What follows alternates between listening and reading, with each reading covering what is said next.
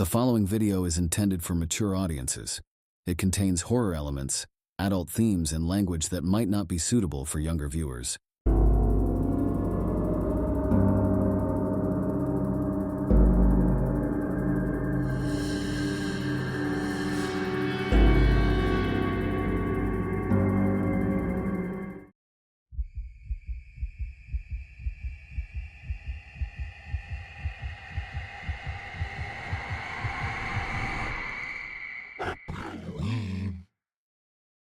Texas Chainsaw reopens the book on one of horror's most infamous families, adding fresh perspective and blood to the Leatherface legacy. Directed by John Lucenhop, this installment carries the weight of a direct sequel to the legendary 1974 classic, promising fans a visceral descent into familial trauma, revenge, and the dark psychology behind Leatherface himself. There's much to appreciate in how it honors the original, while adding its unique take on the story. Starting with a high-stakes shootout and loaded with complex family dynamics, Texas Chainsaw dives into questions of identity, heritage, and the haunting legacy that ties bloodlines to their darkest deeds. The film's gritty tone and attempt to humanize Leatherface make it a chilling addition to the franchise, and for fans of horror looking for both nostalgia and reinvention, this film is a great find. The movie opens with a sequence that directly bridges the 1974 film to the present. We're taken back to the original crime scene, where the authorities have converged on the Sawyer home. The family, accused of harboring Leatherface, faces a reckoning as the local townsfolk descend on them with an arsenal, leading to an intense and brutal shootout that sets the dark tone for the rest of the film. This showdown establishes the brutal nature of the world we're entering, suggesting that vengeance and retribution are cyclical forces that drive the community. The film's beginning manages to both honor and summarize the original's narrative, drawing viewers right back to the dusty, sweat-stained horror that Tobe Hooper introduced nearly 4 decades prior. It's not just a recap, it's a reminder of the chaos that was unleashed, grounding the horror and setting the stakes for what will come next. At the heart of Texas Chainsaw is Heather, a young woman who learns that she has inherited a mansion from her long-lost family. Her character arc is both a mystery and a tragedy. Unaware of her true lineage, she embarks on a journey to discover her roots. Heather's motivations are complex. She's a woman torn between her adoptive parents, who seem to have been less than nurturing, and her blood family, who carry a reputation of violence and terror. The revelation that Heather's family name is Sawyer, and that her kin includes the notorious Leatherface, creates a psychological conflict within her. It's here that the film digs into questions of identity. Can Heather reconcile with her past, or will the terror of her heritage consume her? This internal battle is at the core of Heather's journey, which is less about survival and more about self-discovery under extreme and grotesque circumstances. The choice to humanize Leatherface through Heather's eyes is one of the film's most divisive elements.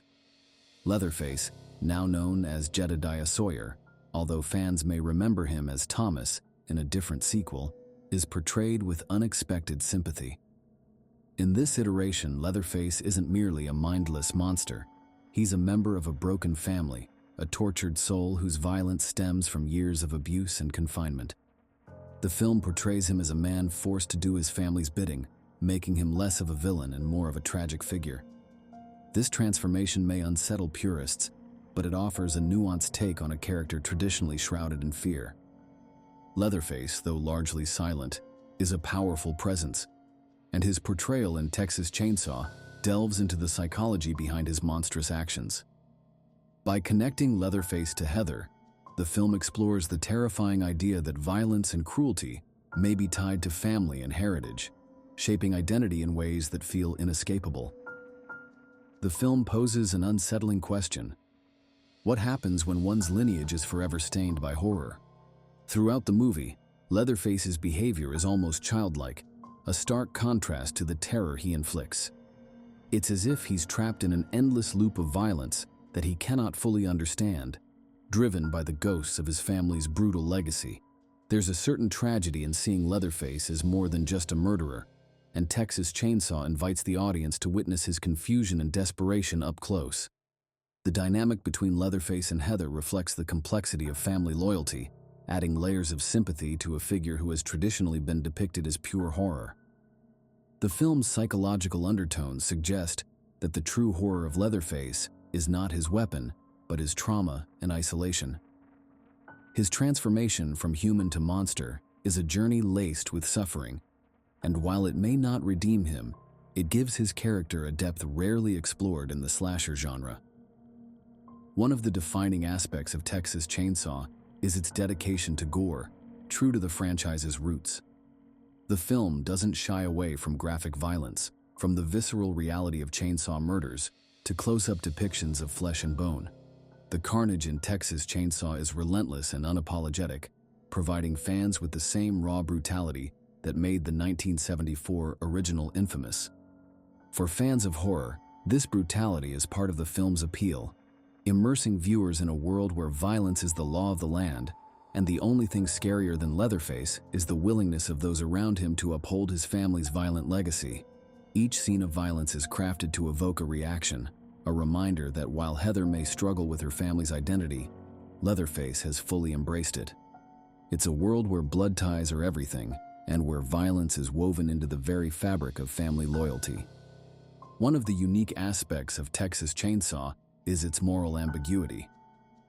While Leatherface is undoubtedly a terrifying figure, the film blurs the line between hero and villain, particularly in its portrayal of Heather's adoptive parents. While the movie doesn't delve too deeply into their history, it's implied that their treatment of Heather has been far from nurturing, suggesting a history of control and even abuse. Their actions raise questions about the nature of family. Is it better to live with a painful past or to escape it, even if that escape means embracing a family known for violence? Similarly, the townsfolk who take it upon themselves to hunt down the Sawyers, though acting under the guise of justice, engage in a level of violence that borders on sadism. The opening shootout shows them acting as judge, jury, and executioner, raising the question of whether they're any better than the monsters they're hunting. It's this moral complexity that sets Texas Chainsaw apart from many slashers, where the division between victim and villain is often more clearly defined.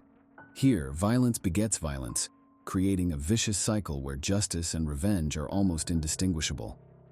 This moral ambiguity makes for a richer viewing experience, as it challenges the audience to question their feelings about justice and vengeance. Is Heather's decision to explore her roots an act of defiance, or a journey toward understanding a family that, though brutal, is still hers?